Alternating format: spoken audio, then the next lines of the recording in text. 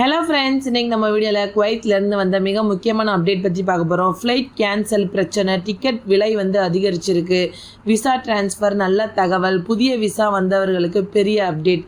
இந்த தகவல்கள் எல்லாத்தையுமே நம்ம முழு விவரத்தோட பார்க்கலாம். வீடியோவை ஸ்டார்டிங்லேருந்து எண்டிங் வரைக்கும் ஸ்கிப் பண்ணாமல் பாருங்கள். ஃப்ரெண்ட்ஸ், நீங்கள் ஜசீரா ஃப்ளைட்டில் ட்ராவல் பண்ண போகிறீங்களா அப்படின்னா உங்களுக்காக தான் முக்கியமான வார்னிங். ஏர்போர்ட் போகிறதுக்கு முன்னாடி உங்களுடைய ஃப்ளைட் கேன்சல் ஆகிருக்கா அப்படின்னு செக் பண்ணிக்கோங்க. ஏன்னா தற்போது ஃப்ளைட்ஸ்லாம் கேன்சல் ஆகுது. இன்னொரு முக்கியமான விஷயம் பார்த்தீங்கன்னா, முன்னாடி குவைத் ஏர்போர்ட்டில் 400 ஃப்ளைட்ஸ் ஆப்ரேட் ஆச்சு. ஆனால் இப்போ பார்த்தீங்கன்னா வெறும் 40 ஃப்ளைட்ஸ் மட்டுமே ஆப்ரேட் ஆகுது. இதன் காரணம் பார்த்தீங்கன்னா ஏர்போர்ட் ஃபுல் கெப்பாசிட்டியில் இல்லை. செக்யூரிட்டி ப்ளஸ் டெக்னிக்கல் இஷ்யூ இருக்கிறதுனால தான் குறைவான ஃப்ளைட்ஸ் ஆப்ரேட் ஆகுது. ஃப்ளைட்ஸ் கம்மியாக இருக்கிறதுனால டிமாண்ட் அதிகமாக இருக்கு, டிக்கெட் ப்ரைஸும் அதிகமாக இருக்கு. இப்போ டிக்கெட் ப்ரைஸ் எவ்வளோ இருக்கு தெரியுமா? 150 தினாருக்கு மேலே இருக்கு, அதாவது 40,000க்கும் மேலே இருக்கு அப்ராக்சிமேட்டா. சில சமயம் 160 170 தினார் கூட போகுது. இதனால நார்மல் ஒர்க்கருக்கு பெரிய சிக்கலா இருக்கு.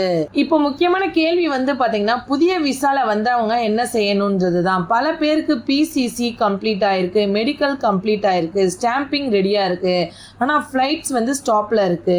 இப்போ ப்ராப்ளம் என்னன்னு பாத்தீங்கன்னா, விசா எக்ஸ்பைரி ஆயிடுச்சு அப்படின்னா விசா எக்ஸ்டெண்ட் ஆகாது. புதிய விசா அப்ளை பண்ணணும், மறுபடியும் ஃபுல் ப்ராசஸ் பண்ணணும். மெடிக்கல், இமிகிரேஷன், ஸ்டாம்பிங், இந்த ப்ராசஸ் எல்லாமே இருக்கு.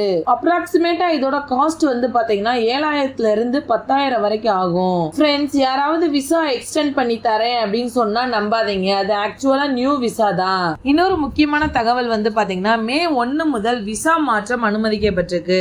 இதுல சிறிய நிறுவன ஊழியர்கள், மீன், வேளாண்மை மற்றும் கால்நடை வேலைகள் செய்யறவங்க கஃபீல் நிறுவன அனுமதியுடன் மாற்றம் செய்யலாம். கஃபீலோட பெர்மிஷன் இல்லாம டிரான்ஸ்பர் பண்ண முடியாது. இதுக்கு ஒரு சில கட்டணங்கள் இருக்கலாம். அதே நேரத்துல ஜசீரா ஏர்வேஸ் விதிப்படி நீங்க 4 மணி நேரத்துக்கு முன்னாடியே விமான நிலையத்துக்கு போகணும். நீங்க வீட்ல இருந்து கிளம்புறதுக்கு முன்னாடி பிளைட்டோட ஸ்டேட்டஸ செக் பண்ணிக்கணும். ஏன்னா கடைசி நேரத்துல